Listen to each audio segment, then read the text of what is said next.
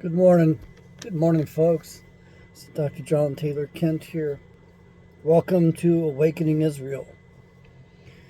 And I'd like to provide a more in-depth answer to Jordan Peterson. This is specifically for you, Dr. Peterson. It's out of my respect for you and my admiration, because you're on top of your game and you're making a big impact. And of course, you say that you are the conservative psychologist. I consider you slightly left of myself. There's a few others of us out here are stragglers. But the fact is that once our boards discover, whether it be in a state or a provincial board, once they discover that we're not libtards, they go after us. And they do their best to destroy us. I hope you still have an active license. I don't. You can't have a license if you're not going to be a liberal communist party member in the United States of America. Well, I'm certain there are a few, but at the time I was a psychologist, there might have been 15% were conservatives and 85% were liberals.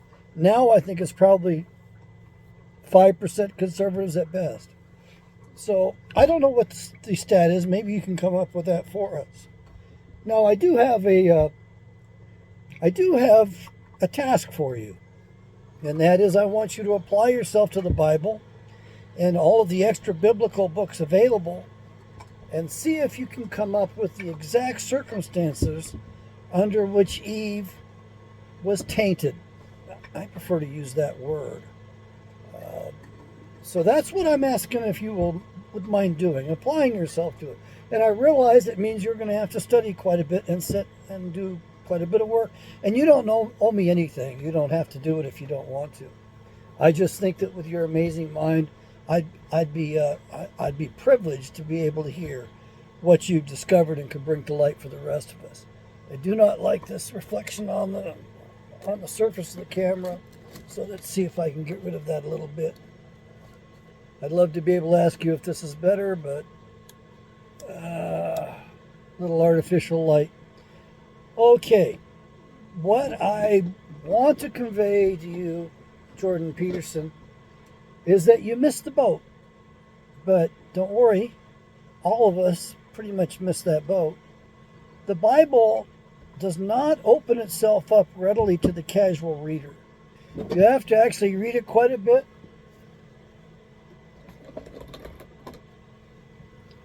And you have to press in. You have to press into it, so you probably need to read it at least 3 times just to get started. It's written at so many levels. But let's start at the end. Let's start with with that metaphor, if you will, that an enemy came along and sowed weeds in the field, tares in the field, and the tares sprung up. And of course, the question was, do we take those out now? And the answer was, no, we wait. We wait because if we remove some of the tares, we'll lose some of the wheat along with it, some of the good grain, the good seed. Well, that metaphor is really a pretty obvious metaphor. But we don't get that if we go to the big box churches because they're busy brainwashing us and keeping us off track. They'll throw us many bones, but they won't give us the real good solid meat that's in the Bible. So basically, we'll start with that. That's what was given by Yeshua himself. And let's back right up to Eve in the garden. Now what happened was an enemy came along. And just so you know, his name was Gadriel. Gadriel, Gadreel. Look it up in Google. It'll show up on Wikipedia. And Wikipedia says he was one of the 5 leaders of the fallen angels and the one who seduced Eve. So this is very important because encoded in Genesis, we have the story where Gadriel seduces Eve, and as a result of that illicit union, unnatural union, Cain was born. So that's a key feature you need to know. That Cain was the product of that union.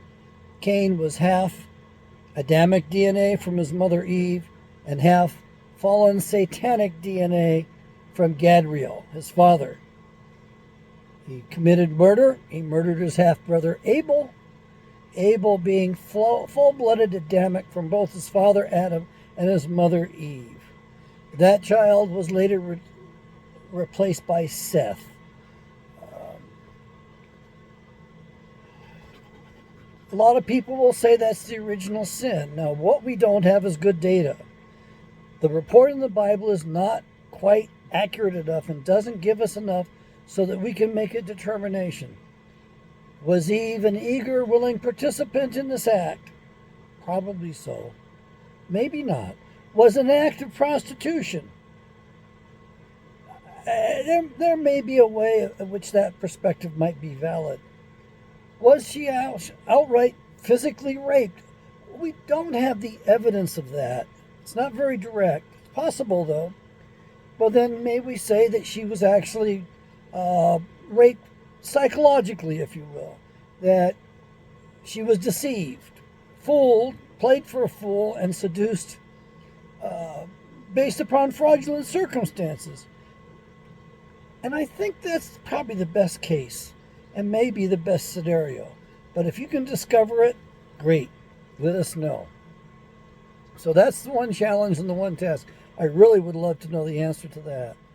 Now, this is supposedly the original sin, what we call in the churches the original sin. Nowhere in the Bible does it call it the original sin. That term's not used. Throughout the Bible, we will see another term, the ancient hatred. And that refers to that particular act and the results, the fruit, that horrible fruit, that murderous fruit that was born by that union, unnatural union, outside of the will of Yahweh, Creator God, Father. However, that's Genesis 3:13, 3:14. I believe, and this is what I offer, and I could be wrong. I'd love to know your opinion on this. I believe the original sin is better conveyed in Genesis chapter 6, about verse 2, I think is when it starts. Basically what it says, that the sons of God, in this case I believe it refers to the fallen angels, or the angels that were cast to the earth, of which there were approximately 200.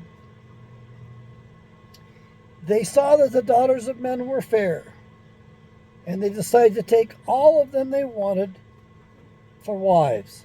So they went into them, and they had children, and their children were the men of renown.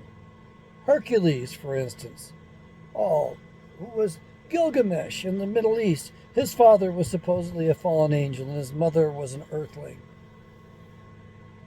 I believe that body was actually grabbed up by special forces. I know it's a little off subject. But what I really would like you to consider is the concept that I've arrived at. And that is whether or not it is better to continue with this horrible story in which one gender blames the other gender for the original sin. I think it would be best to set that aside. And I think rather than blaming Eve or blaming Adam, and of course today men and women blame each other, I think we should have a perspective that unifies us. And I believe the proper perspective is that the original sin needs to be placed at the feet of those responsible for it, namely those fallen angels. I believe they're the ones guilty of that original sin. And when we look at it this way, I think perhaps Eve of today might not blame Adam so readily. And Adam today might not blame Eve so readily. We definitely need something that will unify the family. That's probably the most important thing we can do to saving Western civilization and to saving our nations. So I wanted to explain this to you because I'm sure you haven't heard this, and I doubt this will cross your mind. I realize that you're a great reader and you're probably reading a lot of different books. I myself, on the other hand, used to have about a dozen books going at a time, periodicals, journals, and all of that. That was back in my heyday. That was probably 20 years ago, I'm going to say. Maybe just a little bit less than that. But the fact is, I was sidelined by 2 strokes. The first one was massive. I'm amazed that I've recovered as well as I have. I'm amazed I'm as intact as I am. But I actually look back at the event and the subsequent stroke after that, which was no small stroke either, which I lost more facilities, and that was in the year 2006. I look at those as necessary in my growth. I had to be humbled. Why? Because I had read all of the books on my shelves, and the references those led me to, except for one. And of course, you can guess which one that was. And at that point, I sat and I read. And I've been reading since then. And I invite you to buy my Bible, the proper name version of the King James Bible. Follow the link in the description down below this video, and you'll get the best price possible on this new Bible. The advantages of this Bible are it's far more accurate. It's a much more accurate translation than the original King James Bible. The original King James Bible is very useful. It's quite quaint. And my ancestor brought that to the world. And I feel fortunate to be able to bring this, the proper name version of the King James Bible, to the world. This Bible corrects the errors of Ptolemy II, which occurred in approximately 275 BC when Ptolemy II was producing the Septuagint. He was translating the Bible into Greek.